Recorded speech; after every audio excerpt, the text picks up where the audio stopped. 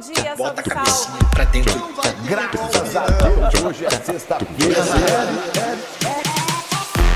Rolê de sério. Rolê de sério. Olá, hoje é segunda-feira, dia 7 de julho e começa agora o meu, o seu, nosso Rolê ICL. Olá, rolezeires! Interpal está na área. A Interpal. Bom dia para você que nos acompanha ao vivo nos canais do ICL e também está ligado na nossa reprise às 4 horas da tarde. Então, para você, eu digo boa tarde. A gente vai ver no rolê de hoje o seguinte, olha, estadunidense sofre acidente, vai parar na emergência do SUS e viraliza nas redes sociais, minha gente. O porquê? Você vai ficar ligado no rolê que eu vou te explicar daqui a pouquinho, tá? Já o presidente do PL, o Valdemar da Costa Neto, ele acredita que Michele Bolsonaro seria a única a bater Lula no segundo turno.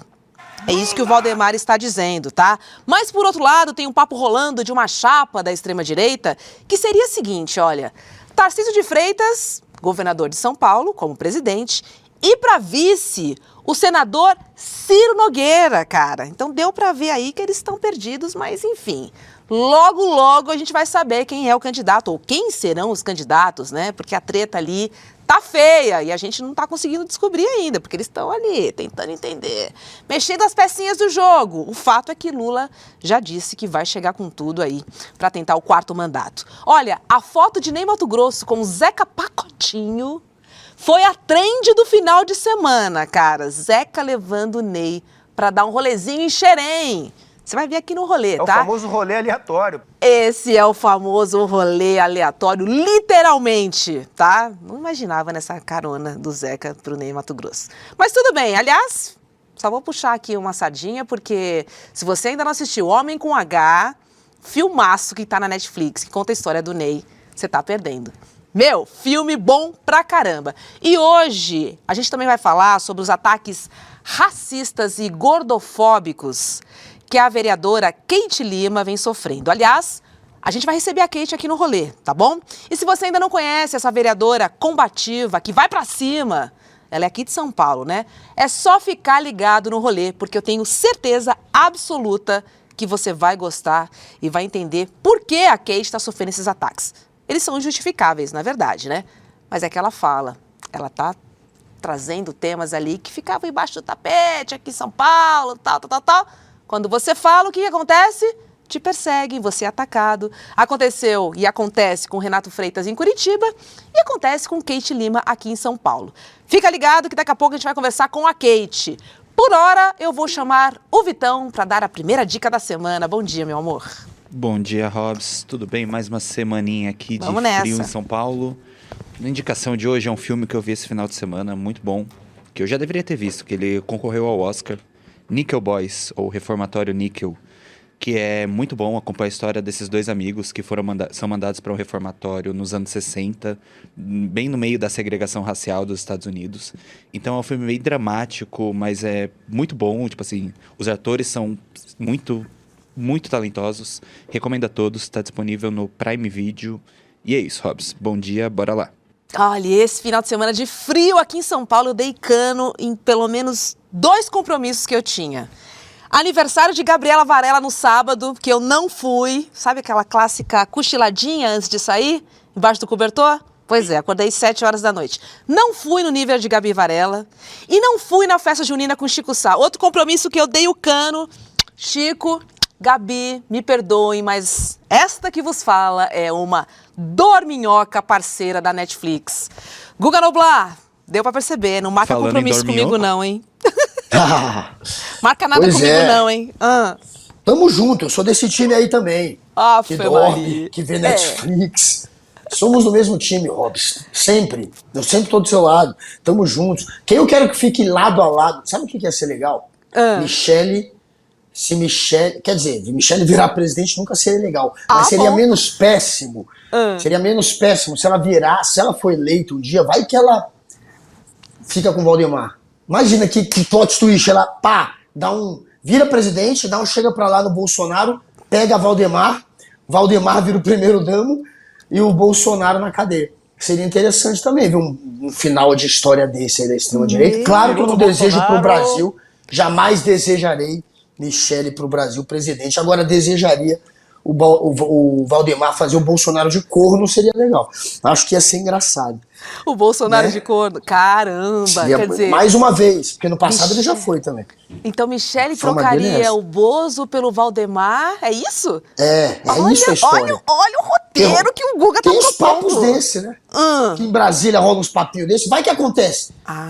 Ela pega o Valdemar e ele vira o primeiro-damo, o Bolsonaro na cadeia, o Valdemar botou ela pra ser presidente e virou primeiro-damo com o Bolsonaro na cadeia. Seria um plot twist interessante. Eu acho que o Bolsonaro não ia gostar. Não quero. Que o Bolsonaro, ia ser... Não quero. Deixa eu dar bom dia pro nosso chat aqui, ó. Júnior Stardust. Mas, Guga, isso aí que você narrou já não é o que acontece? Olha a fofoca! Eu não falei nada. Guga fanfiqueiro, o Suelen tá dizendo aqui. Cara, a verdinha tava estragada, Guga? Que delírio, tá dizendo a Liz Longo aqui pra você. Mas tá dizendo que já rola esse bafafá em Brasília? Só eu que não tô sabendo? Fofoquitas. Fofoquinha, não, é só fofoca. Não creio. Tá, fanfic aqui no Rolê CL. Vamos nessa, gente, porque nada é mais urgente do que isso agora que eu vou trazer pra vocês aqui. Porque a gente precisa encarar de frente o maior problema do Brasil. Sabe qual é? A desigualdade. O poder sem limites. E o privilégio vergonhoso de 1% dos mais ricos do Brasil, cara. 1% que faz um barulho contra 99% da população, no qual me incluo. Guga Noblat também se inclui, eu tenho certeza. E 99% da população se inclui, tá? Nós somos 99% da população. E os números são revoltantes, gente. 1% dos mais ricos do Brasil tem isenções tributárias que somam mais de R$500 bilhão por ano. Tô falando de 500 bilhões de reais. Cara, mais de R$500 bilhão. É isso, né, Guga? Tô errando até a conta aqui. Não, tá certo. 500 bilhões é R$500 bilhão. Dá R$500 bilhão. Cara, é muita grana. Eu juro, eu não consigo nem fazer esses números. Tanto zero que tem. 1% dos mais ricos do Brasil tem o dobro da riqueza de todos os outros 99% somados. Eu vou falar de novo para ver se você entendeu, tá? Só para você ter certeza que entendeu corretamente. 1% dos mais ricos tem o dobro da riqueza de todos os outros 99% somados. Isso é bizarro. Isso é um absurdo. 1% dos mais ricos, 1% é dono, cara, é bizarro, é dono de metade das terras do nosso país. Tipo, Brasilzão, esse país enorme que cabe uma Europa e mais quase uma África inteira. Pois é, 1% dos mais ricos são donos, 1% é dono de metade das terras do nosso país, cara. Por isso, chega, gente. É hora dos outros 99% do país, trabalhadores e trabalhadoras, independentemente do seu viés político, a gente tem que se unir, cara, contra esse absurdo. Se você faz parte dos 99%, se você é de esquerda ou de direita, não importa. Você faz parte dessa turma aí que banca 1% do país. E isso é revoltante. Francamente. Por isso, a gente começou uma campanha. Acesse 99%.com.br e assine a nossa campanha. Tem um manifesto que explica detalhadamente tudo que eu estou trazendo aqui, inclusive esses números. Eu peço para que você compartilhe e também participe, porque nós vamos encaminhar esse manifesto ao presidente Lula e exigir o fim dos supersalários e também do pagamento de uma parcela justa por parte deste 1% que não paga quase nada, se você comparar aos 99% que pagam tudo. Porque nós somos 99% e vamos fazer nossa voz ser ouvida. a gente tem um recado do Edu Moreira para você. Em novembro de 2020, durante a pandemia, lançamos aqui, do meu sítio, o movimento Somos 70%. Um movimento político que enfrentou a escalada do autoritarismo. Vencemos! Hoje, julho de 2025, é chegada a hora de um novo passo. Um movimento ainda maior e que supere diferenças ideológicas e partidárias. Que una esquerda e direita, nem que oportunisticamente, para enfrentar o maior problema do Brasil. O roubo, a corrupção, o poder sem limites e os privilégios vergonhosos do 1% mais rico. Os números são revoltantes, assustadores, e sei que todos vocês acham isso também, mesmo que não se alinhem com a minha visão política. Os supersalários do judiciário cresceram 50% Olha isso, só no ano Guga. passado e já somam mais de 10 bilhões de reais Que em um ano. salário que aumenta 50% Alguns em um ano, hein? chegam a ganhar mais de Absurdo. R$1 milhão por mês. Isso é 30 super vezes salários mais é uma que o piada. teto constitucional. 1 milhão. Outras dezenas de Você milhares sai juntando, ganham mais de ganha 100 1 milhão mil por mês, reais por absurdo. mês. Mais que o dobro do De teto. dinheiro público. Dinheiro do nosso suor, do imposto que pagamos no pão, na conta de luz, Nem o no gás de presidente da cozinha, República ganha e isso, ainda cara. tem direito a Tá de 60 sacanagem. dias de férias. E quando agem fora da lei, tem como punição o direito de se aposentar com seus salários É altíssimos. sensacional. Ainda É tem essa sensacional. Nossos aposentadoria. deputados e senadores custam 15 bilhões de reais por ano. 15 bi. Quase todos usam o direito de contratar 25 secretários para enriquecer por meio de rachadinha e bancar com dinheiro público seus caprichos pessoais. É isso Cada mesmo. deputado custa para nós 3 milhões de reais por ano. Caralho! E eles acabam de aprovar mais privilégios e mais deputados para a gente bancar. 3 milhões só de Para salário. completar, recebem mais de 50 bilhões de reais por ano para gastar sem transparência alguma. A emenda aí, Chamam ó, de gente. emendas. Ah. A gente sabe que é corrupção legalizada. Enquanto fingem que brigam diante das câmeras, esbaldam-se com o dinheiro que a gente paga em impostos. Aliás, falando em impostos, o 1% mais rico também ri da nossa cara e pisoteia nossa dignidade.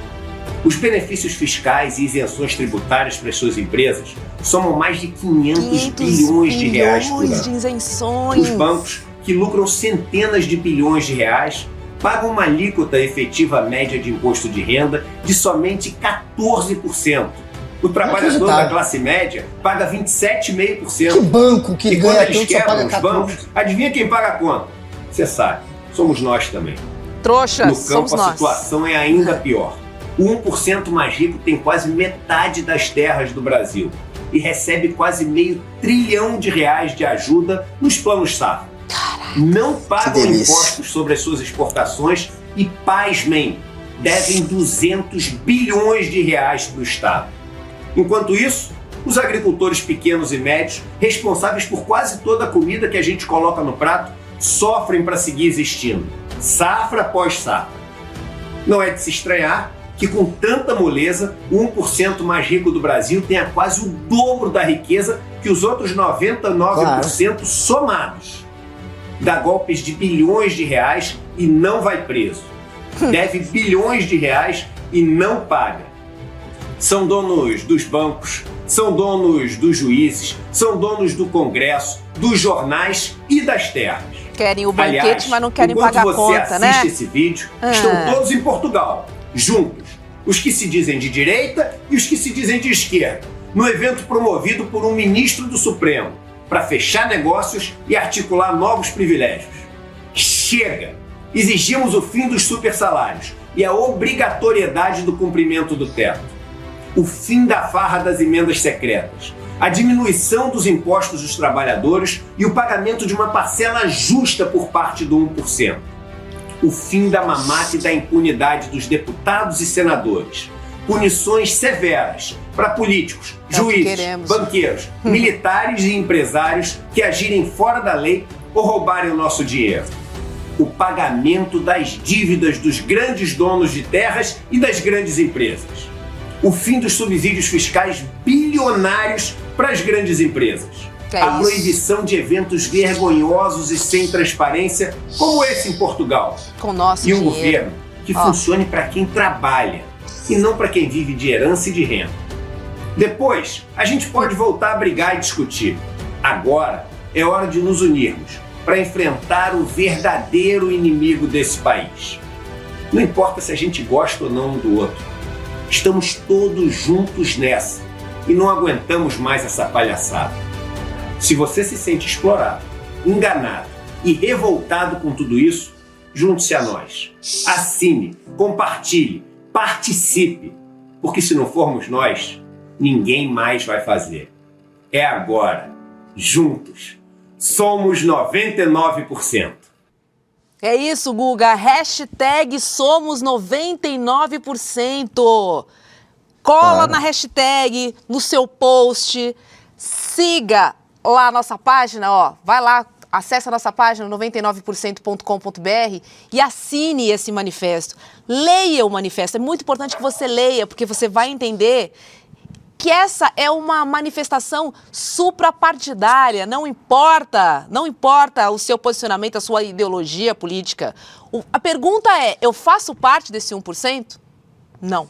Então, se eu não faço parte desse 1%, eu não posso permitir que isso aconteça, Guga. O Brasil é o país mais desigual do mundo. Até quando? Pois é. A gente está lutando contra isso. Se você tá nesse 1% e também acha injusto, entra também nessa briga. Também querer que todos que são contra essa desigualdade social provocada por uma injustiça fiscal também, já que rico paga bem menos e é sustentado em grande parte pelos 99%, entra nessa luta. São 142 mil, se eu não me engano, 142 mil super ricos mesmos no Brasil. Se a gente só fosse para cima desses 142 mil pessoas e taxasse eles de uma maneira mais justa, cobrando 27% deles, do que eles têm, que eles tivessem pelo menos um imposto de renda que fosse maior, que chegasse a isso, porque eles não pagam. Pelo menos perto dos 27% que eu pago, que você paga. Exatamente, se eles pagassem só esse, os 142 mil, a gente já ia ter bilhões para resolver muitos, talvez já fosse o bastante. Já ia solucionar boa parte dos problemas. O Lula ontem, ele falou uma frase dele que é importante. No mundo todo, companheiro, 3 mil bilionários ganharam 6,5 trilhões desde 2015. Justiça tributária e combate à evasão fiscal são fundamentais para consolidar estratégias de crescimento, inclusivas e sustentáveis.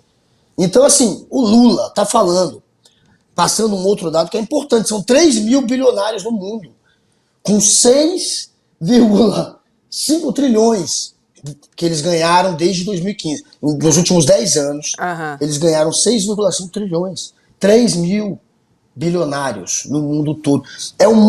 Ou seja, não é só o Brasil. A gente está vendo essa concentração de riqueza, porque isso, inclusive, é da natureza do capitalismo, da maneira como gira, você acaba concentrando dinheiro cada vez mais na mão de poucos. É por isso que precisa de um Estado regulando sempre isso. E é no mundo todo que a gente está vendo isso. Trump agora, né, não cortou ali o SUS estadunidense e diminuiu o imposto dos ricos? Aconteceu isso a semana passada. É o mundo todo que está nessa onda. Bom exemplo. Sabe, bom exemplo. Gente? Além do capitalismo ser assim, a gente vê políticos que privilegiam e que servem a esse 1%, então a coisa vira uma bagunça e a gente está vendo essa desigualdade estourando, concentração de riqueza na mão de poucos. É claro que precisa agir e a sociedade civil precisa agir, por isso esse movimento do ICL, para não ficar só dependendo dos políticos, a gente precisa agir também, precisa fazer barulho, e é uma pauta que os liberais também precisam assumir. Eu acho que tem muito liberal que também vai entrar nessa. Claro, porque se ele faz parte dos 99, ele precisa abraçar essa causa. Não tem outra saída para ele. Ele também, ele também paga 27% de imposto. Não importa se você é esquerda ou direita, você também paga 27%. Claro. E mais tem gente que não paga nada. Distribuída de uma maneira... Claro, e mais dinheiro na mão de... A riqueza distribuída de uma maneira mais justa, ela também é mais benéfica para uma sociedade liberal, para que tenha, enfim, um comércio aquecido, para que tenha mais gente comprando, mais mercado consumidor mais amplo, você precisa do dinheiro na mão de todo mundo. Então eles também têm esse interesse. E aí É claro que é uma pauta que tem que unir todo mundo. Tem gente, nos 99% tem gente de todo tipo de espectro político. E é isso, é uma injustiça que deve ser cobrada por todos, direita, esquerda, classe média baixa, pobre, até rico, se quiser entrar nessa, entrem. Então vão lá e assinem lá no site do ICL, os 99%. Somos 99%. Pois é. Olha só, gente, a Mariane Santana falou sobre os números da desigualdade. Roda aí, Letícia. Letícia? Vitão? Alguém aí? Roda. Você ouviu isso direito? Que daria para acabar com a pobreza no mundo não uma, não 2 vezes, mas 22 vezes.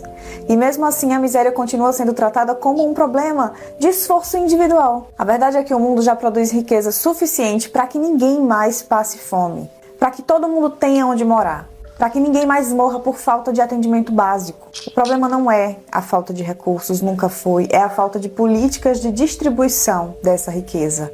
Porque esses recursos estão concentrados nas mãos de poucos e são protegidos por estruturas inteiras feitas para manter tudo exatamente assim. E o mais cruel, ainda tem gente tentando nos convencer de que o problema está em nós, que não somos produtivos, disciplinados ou esforçados o suficiente para merecer o básico. É isso, vamos trazer uns números aqui, ó, só para bater o martelo no que a Mariana está dizendo. Ó, 1% dos mais ricos, 1% ganha 36 vezes mais do que os 40% mais pobres. Tem mais. 10% dos mais ricos ganham 13,4... Pera aí que meu telefone tá tocando, porque a minha tia tá me ligando. Agora fazendo rolê ao vivo, tia! Não tá assistindo ICL, né? Não é a tia bolsonarista que tá ligando. Não tá assistindo ICL. Ó, 10% dos mais ricos ganham 13,4% a mais do que os 40% mais pobres. A renda média do 1% mais rico, cara, média do 1% mais rico é de R$ 21.767 por mês. E a gente tem um print também para falar sobre a desigualdade racial e de gênero, tá? Porque a renda de pessoas brancas é 70% maior do que a da população negra. Super ricos no Brasil são majoritariamente homens brancos e muitos deles calvos, você sabe disso. 0,01% da população concentra 27% dos ativos financeiros. Cara, Guga, é muita desigualdade. É um absurdo isso que a gente está revelando aqui.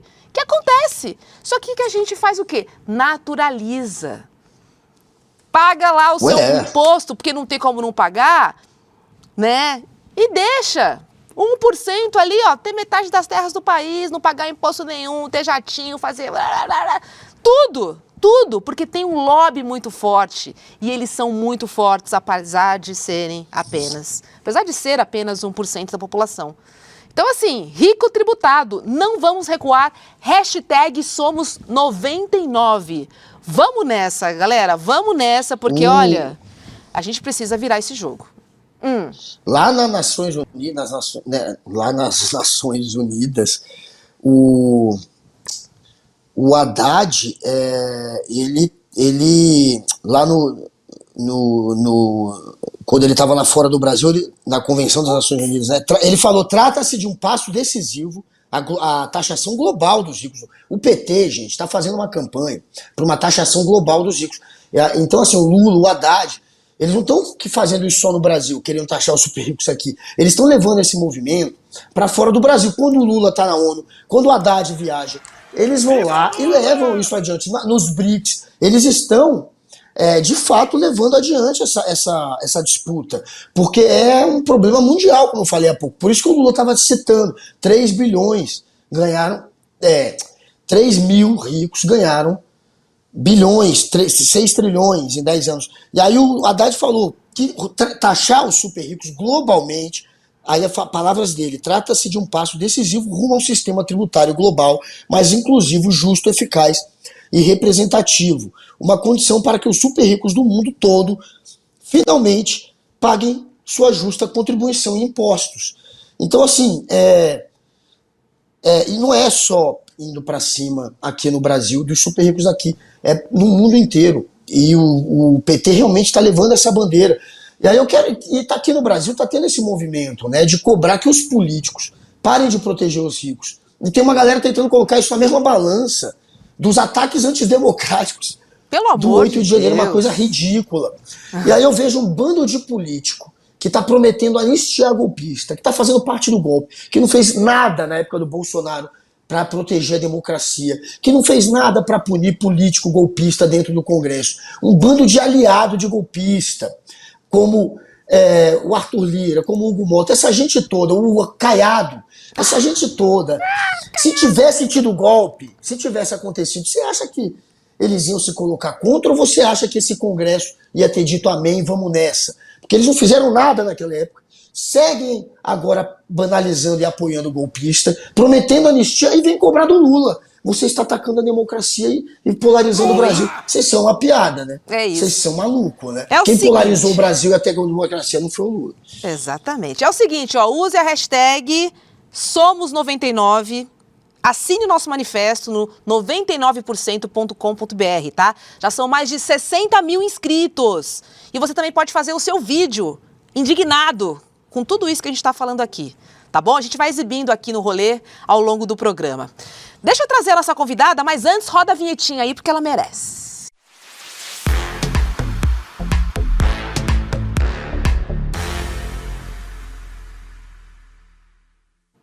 Gente, vamos lá, porque mais de 24 mil casos de racismo foram registrados no Brasil em um ano e a violência política contra as mulheres só cresce. A gente tem visto episódios lamentáveis, não só em Brasília, mas em todo o Brasil. A vereadora Keiti Lima, eleita por São Paulo, ela foi alvo de ataques racistas, gordofóbicos e também foi ameaçada. Ela recebeu uma ameaça de morte. Entre elas, cara, foi uma mensagem que chegou na caixa postal da Keiti, fazendo referência direta ao assassinato de Marielle Franco. Dizia a mensagem o seguinte: tu não quer visitar Marielle Franco onde ela está, não? Esta foi a mensagem que a vereadora recebeu, tá? Vamos lembrar que a Keiti foi eleita como uma das vereadoras mais votadas da cidade de São Paulo. Keiti é uma mulher negra, favelada e de esquerda, e agora vem sendo alvo, então, de uma violência política que tem marcado a vida de muitas outras mulheres como ela. Por isso, nós vamos receber agora a vereadora Keiti Lima para conversar com a gente sobre isso. Keiti, bom dia para você, seja muito bem-vinda. Já te mandei uma mensagem e reforço aqui. Lamento por tudo que você tem passado. E, de novo, obrigada pela sua luta. Você não está sozinha. Seja bem-vinda.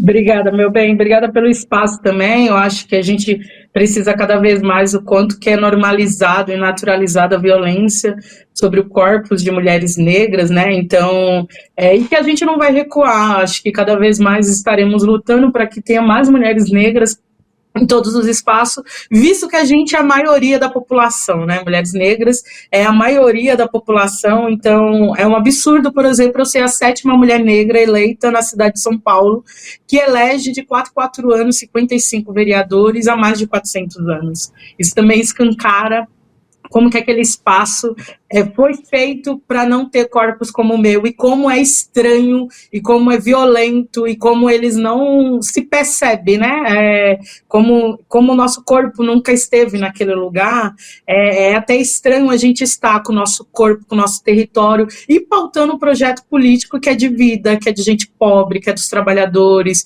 que é de 99%, como vocês estavam falando, assim. Exatamente, Keiti. A questão é o seguinte: levar para a casa do povo pautas como escola pública, sobre a favela, sobre a ausência do Estado nos territórios que nunca foram olhados, incomoda. E isso não pode, né, Keiti? Porque a gente vê claramente essa tentativa de te silenciar, de te calar. Porque você não pode trazer esses problemas da periferia para dentro da casa do povo, até porque a casa do povo não olha para a periferia, né? E ela não quer falar sobre os problemas que existem lá porque não interessam, não é isso?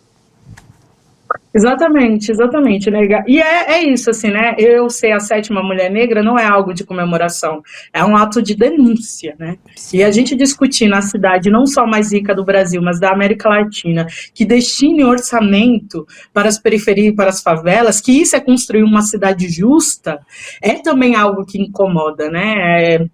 Eu tava, para você ter ideia, né, eu tava para passar uma frente parlamentar, que o nome da frente parlamentar é Frente Parlamentar em Defesa e Destinação de Orçamento para a Favela. A base, por exemplo, falaram que não era possível se não tirasse orçamento para a favela, porque isso significaria que Ricardo Nunes teria que destinar orçamento para as favelas. Mas que cidade justa é essa que a gente não destina orçamento para a favela? E que favela é essa, né? Quando o Ricardo Nunes, ele vence as eleições, dentro do pronunciamento dele, né, da comemoração de ele vencer, ele fala que a favela venceu. A favela vence desde que não seja destinado os direitos que já deveria ser garantido para as pessoas periféricas, né? Então, é sobre esse incômodo mesmo, sobre o projeto que está dado a partir do meu corpo, está dado a partir da minha trajetória, está dado a partir das pessoas que eu construo, porque a gente não constrói nada sozinho. Quando eu falo de negros, eu não estou falando do outro, eu estou falando sobre mim. Quando eu falo de mulheres, eu não estou falando sobre o outro, eu estou falando sobre mim. Quando eu falo de favela, eu não estou falando sobre o outro, eu estou falando sobre mim. Quando eu falo de LGBT, eu não estou falando sobre o outro, também estou falando sobre mim.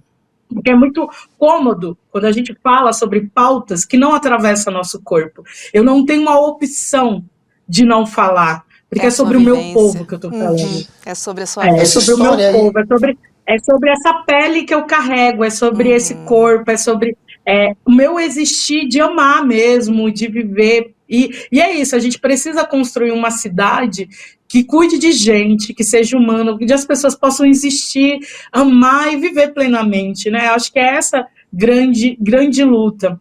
É sobre, eu diria até que é sobre os 100%, né? Porque quando a gente tem uma cidade que é boa, lá para Grajaú, cidade de Tiradentes, é boa para Alto de Pinheiros, é boa para Paulista, porque uma cidade justa deveria ser boa para todo mundo. E isso incomoda, né? Isso incomoda porque existe, inclusive, uma branquitude, inclusive de todos os campos políticos, que quer que mulheres negras estejam nesse lugar servindo, obediente, né? E quando a gente, aqui não mais. Esse caminho foi traçado a partir das minhas ancestrais. E honrar a minha ancestralidade é pautar um caminho de emancipação para todo mundo. Sim. Guga, vai lá você, mas vereadora, só reforça um pouco aqui, só finalizando, passando já, mas só reforça a importância da gente votar em pessoas que nos representem de verdade, com pautas que a gente acredita, na pauta da transformação, da mudança. Se a gente não tem pessoas que têm a vivência do espaço, a gente vai continuar com os mesmos defendendo a burguesia e a elite do Brasil. E eu tô falando aqui de novo, e vou bater nessa tecla. 1% da população, cara. Não é nada, mas é tudo. Vai lá, Guga. Vereadora, eu gostaria de entender essa história. Curioso, do Ricardo Nunes, a senhora teve que tirar que o orçamento ia ser destinado a favelas, senão ia passar a imagem de que o prefeito estava dando dinheiro para a favela e ele não queria passar essa imagem, é isso? Foi isso que aconteceu? Se a senhora puder explicar essa história, que eu realmente fiquei curioso, isso é notícia. Guga, uma frente parlamentar, ela é algo que primeiro eu vou explicar o que é uma frente, porque a frente parlamentar, ela não tem poder dentro da casa. Na verdade, a frente parlamentar é para que a sociedade civil consiga atuar na Câmara a partir do mandato. Então, assim, esse é um passo. E olha que grave que é isso, que aí os projetos dos vereadores, o pessoal está sofrendo uma grande perseguição, né, dentro da casa, porque nós somos oposição, né, então a gente tem um projeto que é muito dado, a gente quer valorização de servidores, dos trabalhadores, a gente quer educação pública, não quer privatização das nossas escolas, a gente quer que saúde pública se chegue em gente pobre. Enfim, a gente quer que os direitos que a gente já deveria, né, já ser garantido, que pessoas lutaram, cheguem nas pessoas. E para mim, não tem como a gente discutir nada sem a gente discutir o dinheiro da nossa cidade. Para onde está indo o dinheiro dessa cidade rica? Sendo que a gente saiu, há um mês atrás, um dado, que dependendo de onde você mora, você morre 24 anos mais cedo. Então, se você mora lá em Anguera ou se você mora em Pinheiros, isso determina se você vai morrer 24 anos mais cedo. Uau, porque não é só cabala da polícia. 24 anos, nega. Porque não é só cabala da polícia que gente preta, gente pobre, trabalhadora morre. É porque não tem acesso à saúde, não tem saneamento. Dito isso, você pode ter o melhor projeto. Se não é destinado orçamento, se não é destinado dinheiro, não tem como isso chegar na ponta. E eu discuto, a minha campanha e o meu mandato, ela é fincada a partir da discussão de orçamento. Eu quero que dinheiro chegue na trabalhadora pobre lá da cidade de Tiradentes. Eu quero que ela tenha o mesmo acesso de SUS que em Pinheiros tem. E aí a minha discussão é sobre orçamento, porque a esquerda discute orçamento a partir de uma lógica responsável fiscalmente, mas com justiça social. E uma frente parlamentar, ela precisa passar, né, por todas as comissões para que ela seja colocada. Para ela passar na CCJ, que é a comissão, que ela só deveria verificar, a comissão de CCJ só deveria verificar se juridicamente está ok. Nada mais que isso. E juridicamente estava ok. Mas a base veio falar que nunca passaria essa frente parlamentar, porque estava escrito destinação de orçamento para a favela. E isso daria a impressão que Ricardo Nunes deveria destinar orçamento para a favela. E que isso não aconteceria. Olha que loucura, e olha o nível grave que a gente está falando sobre essa política. Por isso que vocês estavam trazendo sobre a taxação, ela é muito importante. E aí eu tive que mudar o nome para poder passar essa frente, então só ficou Frente Parlamentar em Defesa das Favelas, e ela só passou na CCJ. Ela ainda nem foi aprovada, mas ele falou assim, não existe o líder do governo, o vereador Riva, ele falou assim, não vai passar de jeito nenhum se tiver destinação de orçamento, porque isso é pressionar o Ricardo Nunes, o prefeito Ricardo Nunes. Para quem mais precisa é pressionar, é isso. Ah, tá, entendi. Parou, perdemos a Kate. Eu quero ler o chat aqui, Guga. Muita gente que votou na Kate, que conhece a Kate, está aqui, dizendo que ela é maravilhosa. Luciana Bento, Ariane, força Kate.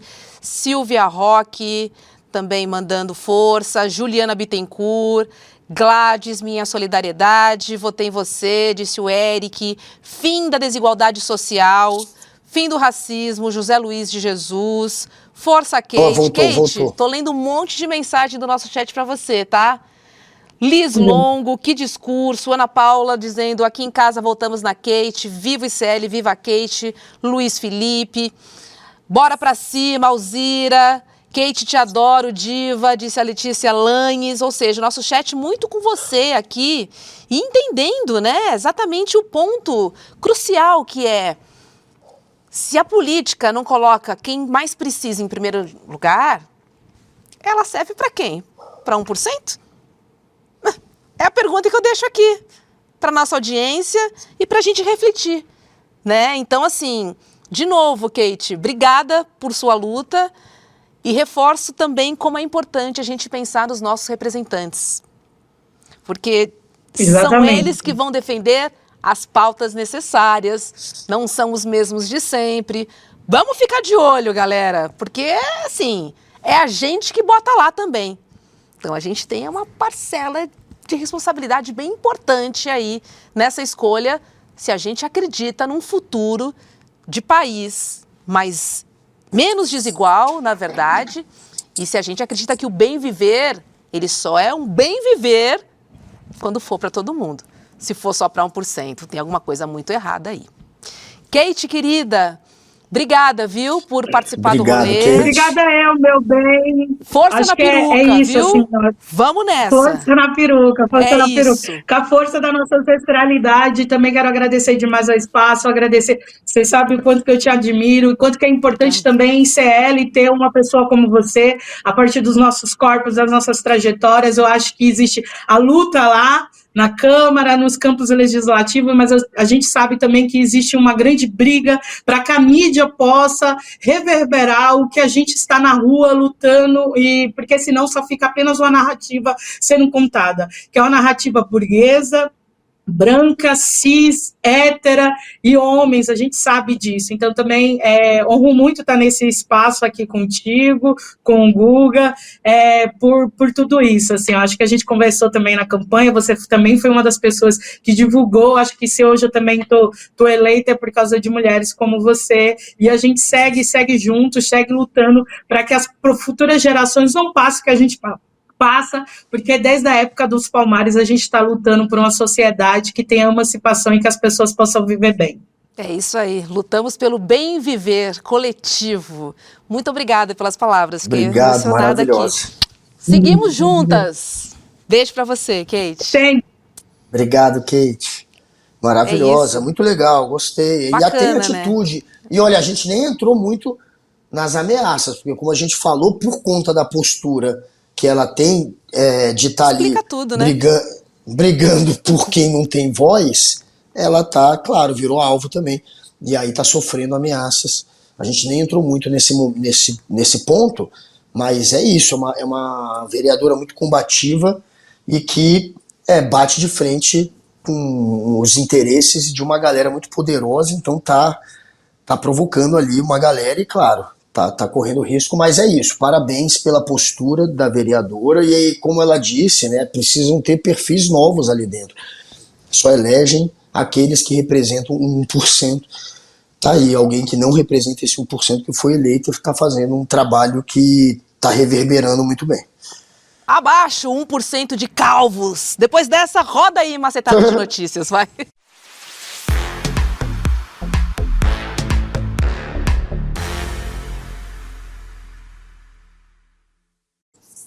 Olha, gente, num evento do PL em Guarulhos, Valdemar Costa Neto surpreendeu a plateia ao dizer que, entre todos os nomes da direita, só um conseguiria derrotar Lula em 2026.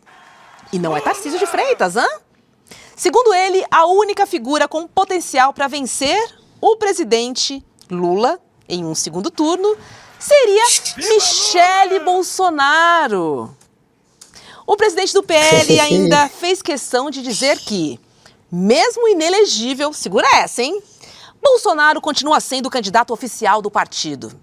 Vamos dar uma olhada no que disse Valdemar Costa Neto. É só pérola atrás de pérola. Roda. É a única que bate o Lula no segundo turno. Em todas as pesquisas que nós fizemos, todas. Ixi, olha lá.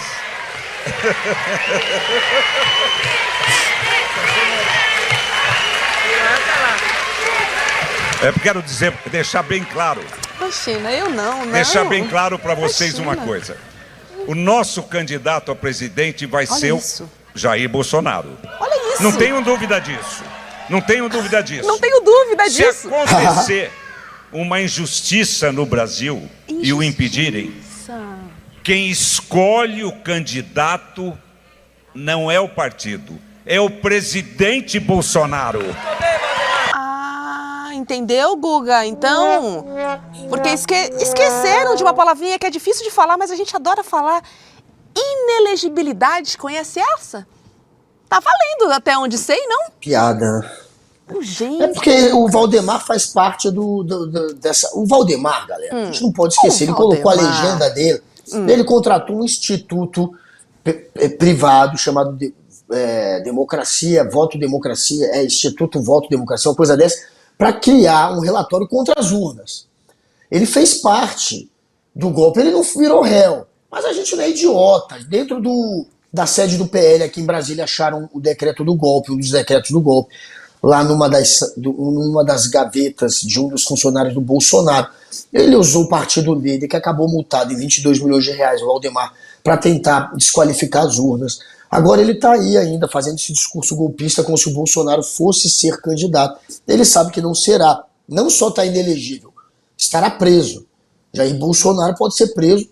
Se a gente pegar o cronograma criado agora pela Justiça, pelo Xandão, de oitivas, de testemunhas, de interrogatório, tá lá pro fim de agosto. É isso. É lá pro fim de agosto. Talvez início de setembro, tá perto. Pode botar na Talvez geladeira, galera. Meses, daqui a 2 meses, pode botar na geladeira. Pode botar. Tem uma boa chance. Então, Bolsonaro estará preso. O Valdemar vai esperar, obviamente, o Bolsonaro ser preso para parar de fingir que tá lutando pela candidatura do Bolsonaro, que ele sabe que não vai acontecer. O interesse dele, obviamente, é eleger a Michelle, porque a Michelle é mais fácil dele manipular, inclusive. Se o Bolsonaro apoiar um candidato do Zema, que o Zema ele nem gosta do Zema, Caiado, que ele também não gosta, ele vai apoiar nenhum dos dois. Tarcísio, aí ele apoiaria. Talvez Ratinho Júnior, ele apoiaria. Se ele apoiar um desses, o Valdemar perde o controle, fica muito longe do centro ali de poder mesmo. Quem manda no Tarcísio, quem tá ali do lado do Tarcísio fazendo a dele é o Kassab. O Ratinho Júnior não tem também proximidade com o Valdemar. Para ele interessa, obviamente, a Michelle, que não é política, que dependeria muito dele, que seria mais fácil, seria uma marionete na mão do Valdemar, seria mais fácil ser manipulado, ainda mais com o Bolsonaro preso. Bolsonaro na cadeia, Valdemar no ouvidinho dela, manipulando e usando ela de marionete se ela fosse presidente, para os interesses dele. Então, é o Valdemar, na verdade, fazendo campanha para ele mesmo, quando tá falando que a Michelle pode ganhar. E a Michelle, galera, por mais que esteja bem nas pesquisas, ela talvez esteja despontando como a melhor candidata da extrema-direita nas pesquisas, até à frente do Tarcísio levemente, ela não tem experiência política nenhuma. Eu quero ver ela num debate político, quero ver ela de fato numa campanha. Nossa, uma pessoa sem experiência nenhuma sendo jogada para ser presidente não é tão fácil. Então ela não foi testada. Agora o Valdemar está fazendo isso, essa campanha para ela, porque é muito mais fácil usar a Michelle do que usar o Tarcísio, que está muito mais distante dele. A Juliana Duarte aqui no chat. Namore alguém que te valorize como o Valdemar valoriza a Michelle. Olha isso! Michelle, estão tentando dizer que ainda tem força. E o gadinho mugindo, aplaudindo. Gente, Valdemar com aposta perdida. Fecha aqui o Sérgio Zen sobre essa cara do Valdemar Costa Neto, que não cansa de passar vergonha. Mas vamos lá. Vamos seguir aqui, porque durante a cúpula do BRICS no Rio de Janeiro, um ato na praia de Ipanema chamou a atenção. 1000 bandeirinhas, né, coloridinhas ali, do arco-íris, né, que representam a comunidade LGBTQIAPN+, e 10 forcas, então foram 1000 bandeirinhas e mais 10 forcas, elas foram instaladas na areia da praia, até num protesto contra o regime do Irã, que foi admitido pelo bloco recentemente. A ação aconteceu na altura de um dos principais pontos do encontro da comunidade LGBT no Rio. A intervenção, agora veio parte curiosa para a gente conversar aqui. Foi organizada pelo Stand With Us Brasil, uma ONG de Israel, Guga. Entendeu quem fez a manifestação? Uma ONG de Israel. E entre os cartazes expostos, uma das frases dizia assim, ó: o Irã mata gays em praça pública. Vamos dar uma olhadinha no vídeo e eu quero conversar com você sobre essa manifestação, seu Guga Noblar.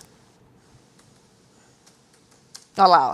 A gente vê as bandeirinhas ali, ó, fincadas na areia, os cartazes dessa ação organizada por uma ONG de Israel, tá? O Irã mata gays em praça pública. Agora, olha só, Guga, na internet o protesto dividiu opiniões, tá?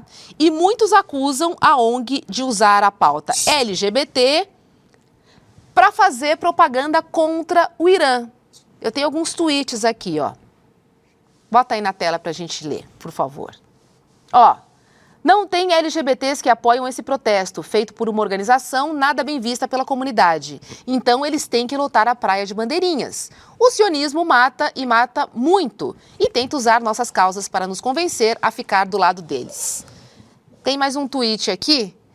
Bota o próximo. Esse protesto na praia de Ipanema não é uma defesa dos gays, é uma defesa de Israel. Um Estado étnico e genocida com as cores do arco-íris. O pessoal poderia ter uma mínima inteligência para essas sacadas. Eles usam a defesa dos gays, mulheres, para constranger a crítica. Agora, Guga, eu acho importante ter esse olhar sobre a comunidade LGBT no Irã, como em qualquer lugar do mundo. Agora, essa mesma ONG poderia falar também sobre o genocídio de Israel, em Gaza? Não poderia? Essa mesma ONG também poderia ter falado do ataque do Israel ao Irã? Não poderia? Por que estão usando só a bandeira LGBT para falar sobre o Irã, hein? Não é, claro que é uma jogada política. Eles estão querendo, obviamente, misturar os dois temas. Existe no Irã uma perseguição cruel e implacável de um regime teocrata que usa a religião para criar as leis e que faz uma interpretação, né, muito reacionária, muito machista sobre o que seriam as leis religiosas e colocam isso em prática. De fato, isso existe. Agora, pegaram isso e misturaram com a pauta política. É óbvio que não foi à toa que foi uma ONG de Israel, porque ela está querendo criar essa discussão. Né? Vem cá, por que os progressistas estão, em boa parte, contra Israel e, às vezes, até favorável ao Irã, se o Irã é um país reacionário, se o Irã persegue boa parte das pautas progressistas? Eles estão querendo criar, obviamente, essa discussão. Então se aproveitaram de um embate político e se aproveitaram de uma perseguição e de uma coisa que acontece que é cruel, que é uma perseguição aos homossexuais, e usaram isso para criar um embate político. Isso é óbvio que aconteceu e, de fato, é horrível o que acontece no Irã. E se essa ONG quisesse ser justa, ela deveria mostrar a crueldade que existe dos dois lados. No caso de Israel, hoje tem um governo, que é um governo também reacionário, que é um governo fascista, Sim. que é um governo que persegue, que provoca, que está querendo expulsar as pessoas de Gaza e que está, sim, provocando um genocídio, que é terrível, que eles estão fazendo. Sim, poderia também denunciar e deveria também denunciar isso. É isso. Helga dizendo, me sentindo representada no rolê de hoje. É isso aí, Helga, o rolê é nosso. SD Nix, Hobbs arrasou no figurino. Obrigada. Jaquetinha de couro laranja aqui fazendo sucesso nas redes sociais. Roda a vinhetinha, o programa tá quase acabando, mas a gente tem aquela clássica com o melhor que você não viu. Só aqui.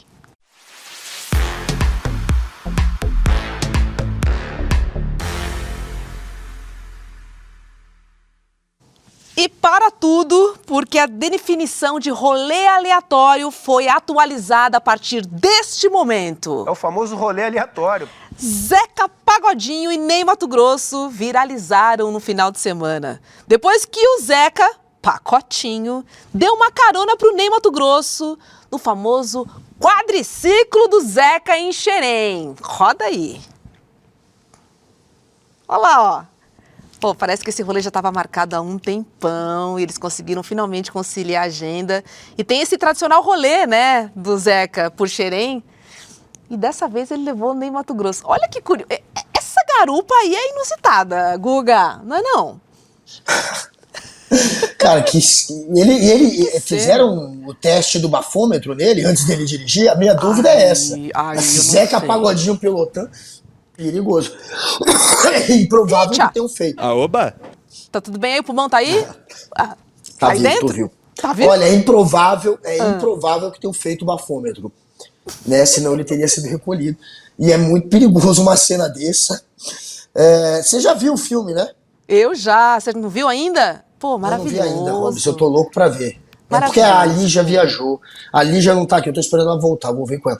Enquanto ela isso, tá vendo o quê? Superman? Tá vendo Marvel, é isso? Enquanto a Lígia não tá aí? Não vejo. Botando ordem na casa? Não. Tô vendo Cheech-Chong. Cheech-Chong, a dupla mais divertida que existe. Cheech-Chong, a série é grande do Cheech-Chong. E, enfim, quando a Lígia voltar, verei Homem com H. Gente, então, tá todo mundo falando bem. Você adorou, né? Eu amei. Eu sou muito fã de Ney Matogrosso. E a atuação do Jesuíta, cara, é de cair da cadeira. Tá, tipo, incrível. Olha, o Abutre... E a história do Ney é maravilhosa. A história dele é incrível. Ele é muito incrível, velho. O Ney é um cara que realmente tem uma atitude, tem uma personalidade, tem um talento. Ele é incrível. E o Abutre Vegano, ele falou, recebi o pulmão do Guga aqui. Essa galera é incrível. Porra, quase peguei ele aqui também, viu, cara? Foi um pra você e um pra mim. Socorro! Olha só essa, um estadunidense gravou um vídeo contando a sua experiência ao usar o SUS e descobrir sobre a gratuidade do serviço de saúde público aqui no Brasil. Roda aí, vamos ver o Mano falando sobre o SUS. Sabe, uma das maiores diferenças entre o Brasil e os Estados Unidos? SUS. Eu estou aqui há 6 anos, mas nunca vivenciei uma experiência no SUS. Até 2 semanas atrás, quando eu passei uma emergência e o SUS veio me atender. Eu estava de férias em Paraty, arrumando nosso carro para voltar para o Rio de Janeiro, quando a vara que deu suporte para nosso porta-mala quebrou e a tampa caiu e bateu minha cabeça. Nossa. Olha, foi um acidente surreal, tinha muito sangue e eu quase perdi sentido. Alguém ligou para o SAMU e o SUS veio me buscar. Eu passei 6 horas no SUS e tudo era de graça. Era tomografia, raio-x, sutura e a conta chegou R$0. Olha, esse tipo de tratamento não existe lá nos Estados Unidos. Mesmo para as pessoas com convênio, você vai precisar pagar uma conta por tratamento emergencial. Mas aqui no Brasil, a experiência era bem diferente. Para acompanhar minhas reportagens e análises, me siga. Me siga, fez um merchanzinho no final ali, básico, mas é isso, né, Guga? A gente sabe que a fila é longa, existem muitas coisas para se resolver no SUS, né, em relação a exames, em relação ao atendimento, né? Quem usa o SUS sabe do que eu estou falando, mas ainda assim, o tipo de serviço público que a gente tem aqui no Brasil não existe em nenhum lugar do mundo.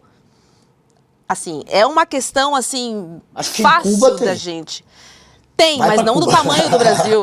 Vai pra Cuba, Eduardo. Mas não do tamanho do Brasil, né? Não se compara. Não se compara, porque assim, é muita gente atendida. Ainda mais com essa loucura de plano de saúde aí, caríssimos. Assim, a classe média também migrou pro SUS. Quem tem mais dinheiro também tá todo mundo no SUS agora. Assim, tirando aquele 1% ali, aquele lá, e o Congresso, né? Porque tem despesa médica ilimitada. O resto, cara, tá todo mundo no SUS. É muita gente para ser atendido. É lógico que ele tem problemas. É lógico que tem muitas coisas a serem ajustadas. Mas ainda assim é um serviço público que você não encontra em nenhum lugar do mundo pro tamanho do Brasil, considerando o tamanho do nosso país, sabe? Eu fico muito feliz a gente ter o SUS. E se a gente for pensar na pandemia, Guga? O que seria da pandemia sem o SUS, gente? Já parou para pensar sobre isso? E quem que estava antes da pandemia querendo privatizar o SUS? Depois da pandemia calou a boquinha. Mas antes, né, Paulo Guedes, né, Bolsonaro? Quem já falou em privatizar o SUS? Agora não fala mais. Porque o Brasil, se falar em privatizar o SUS, vai levar um arregaço dos eleitores. O Brasil hoje, em grande parte, tem orgulho do SUS. Mas depois da pandemia, acabou essa discussão. Todo mundo viu a importância do SUS. E cresceu muito a popularidade e a boa avaliação do SUS. Agora, antes da pandemia, tinha aí uma galerinha da extrema-direita, da direita liberal, com esse papinho de privatizar o SUS. Ainda bem que agora não há mais espaço para isso. O SUS está aí, mostrou a importância que tem a pandemia. Realmente, se não fosse o SUS, esse país tinha entrado em colapso. Não é? Tá quase acabando o programa, mas eu vou trazer mais uma, Letícia, Vitão, não me matem. Vamos trazer o vídeo da influencer da Rita Von Hunt, que ela explica em um vídeo como funcionaria, na verdade, a taxação dos super ricos, só pra gente finalizar nessa história.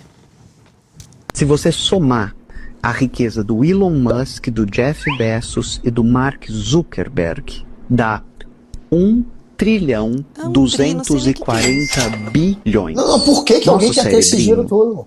De esquilinho que comia frutinha e descansava, de conchinha. Você sente um merda, não consegue conceber do que a tia Rita tá falando.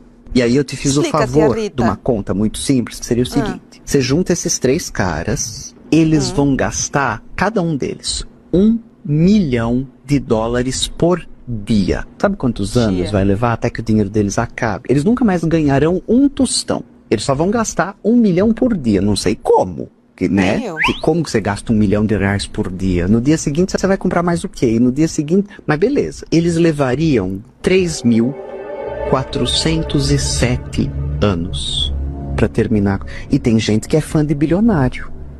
Meu anjo, se você conhece um fã de bilionário, leva essa pessoa pra um CAPS, que ela tá precisando de ajuda séria. 4 tapas na cara, senta ela numa cadeira, banho de água fria e fala, meu anjo, em que momento você achou que 3 sujeitos, cujas riquezas podem ser gastas 1 milhão por dia, e eles só vão ficar pobres daqui a 122 gerações. E tem gente que é fã de bilionário. A sua vida tá como, meu anjo? Quanto tempo você consegue durar sem trabalho? Gente, eu não consigo ficar sem trabalho sem um dia. Pelo amor de Deus. Tinha que ser proibido, velho. Tinha que ser proibido ter essa grana toda. Tem que ser proibido. Há um limite do quanto cada um vai poder ganhar na vida, beleza? Aí você bota um limite bem alto pra esses idiotas que querem ser muito ricos, ainda acreditar que vão ser ricos um dia. Mas tem que ter um limite, velho. O cara não pode ter 1 trilhão na mão de 3 otários. Isso tá errado. Tem um monte de gente passando fome. O cara ter essa grana, achar que é certo ter essa grana, mostra que ele é um verme mesmo. Que ele é um mau caráter. Porque é falta de caráter. Você vê o mundo como tá e saber que você tem 1 trilhão, isso é um lixo de pessoa, me desculpa. E aí eu fico lembrando daquela mulher. Fome, cara, não dá. Aquela que fez o Harry Potter, aquela. Eu esqueci o nome da Rowling, né? A J.K. Rowling. Essa daí, ela colocou um limite. Ela também é uma piada, essa daí, né? Ela colocou um limite. Ela falou, meu limite é 1 bilhão. Eu posso ganhar até 1 bilhão. Mais de 1 bilhão é demais. 1 bilhão de quanto? De libras? Porque eu acho que ela deve ser até em libras, né? Porque ela é inglesa. Vezes 6. 1 bilhão. 1 bilhão. 1 bilhão. Uma idiota também, mas pelo menos ela colocou um limite. Esses aí estão no 1 trilhão. Ela colocou 1 bilhão. 1 bilhão pra mim já é bizarro você querer ter 1 bilhão. Mas enfim, tem que taxar quem tem muita grana mesmo. Esse dinheiro não pode ser concentrado na mão de uma pessoa que, se gastar 1 milhão por ano, vai demorar 120 gerações. Tá bom, irmão. Não pode ter essa grana toda, tem que cortar, tem que dividir, tem que distribuir. Porque se tá na mão desses. Se o dinheiro tá concentrado todo na mão desses, é porque tem um monte de gente perdendo. Tá errado. Então tem que desconcentrar, né? Tem que fazer essa transferência de renda. É sobre isso que a gente está falando aqui. Por isso, trago aqui mais um motivo para subir a hashtag Somos99 e você assina nosso manifesto, lê lá bonitinho, porque eu tenho certeza que você vai concordar com tudo que tem ali. Somos99%.com.br. Não é somos, é 99%.com.br, hashtag Somos99. Tá bom? Vamos nessa? Já estourei o programa hoje, ninguém brigue comigo, mas foi por uma boa causa. A Rita encerrando o nosso rolê de hoje. Beijo pra você, Guga, beijo Vitão, beijo Letícia e um beijo pra você que tá aí do outro lado. Amanhã eu volto, hein? Me aguarde. Beijo! E o que tem na sequência, Vitão? Agora a gente vai ter Pobre de Direita, com Gessé Souza e Eduardo Moreira. Simbora! Gessé Souza, Pobre de Direita. Beijo, até amanhã. Olá, eu sou a Juliana Baroni e tô aqui para te fazer um convite. Toda terça-feira às 19 horas tem o Precisamos Conversar, um programa de debates feminino. A gente tem que ver, tem que analisar, vale tudo por qual dinheiro, quem tem dinheiro e o que é dinheiro no país. Já foi mais ou menos uma cama. Aqui no Instituto Conhecimento Liberta e também nos canais do Eduardo Moreira. Então, você não pode perder. Um beijo, até lá!